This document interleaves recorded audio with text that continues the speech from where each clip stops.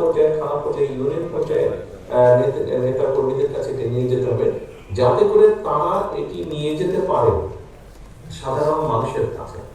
কারণ এই 31 দফার যে বিষয়গুলো আছে এগুলো মানুষকে ঘিরে 31 দফার বিষয়গুলো মানুষকে কিভাবে একটু বেটার কমফোর্ট দেওয়া যায়, দেশকে একটু সামনের দিকে এগিয়ে নিয়ে যাওয়া যায়। এখানে একটি কথা এসছে কিছুক্ষণ আগে, আমাদের রোজ তার বক্তব্যে কয়েকটি কথা বলেছে। দেখুন, সব সময় সবকিছু বইয়ে হয়তো খুব সুন্দরভাবে সবকিছু লেখা থাকে, কিন্তু সেই লেখাগুলো, সেই গাইডলাইনগুলো যদি বাস্তবায়ন করতে হয় সেটা মানুষকেই করতে হবে। এবং আমি ব্যক্তিগতভাবে মনে করি সবকিছুর পিছনে বিষয় একটি থাকে, সেটা হচ্ছে ইন্টেনশন বা নিয়ত। আমরা বাংলায় যেটা বলি নিয়ত, ওই লোকটার নিয়ত কি। আমাদের সকলের নিয়ত যদি ভালো থাকে অবশ্যই আমরা ভালো কিছু করতে সক্ষম হব। আমরা রাজনীতি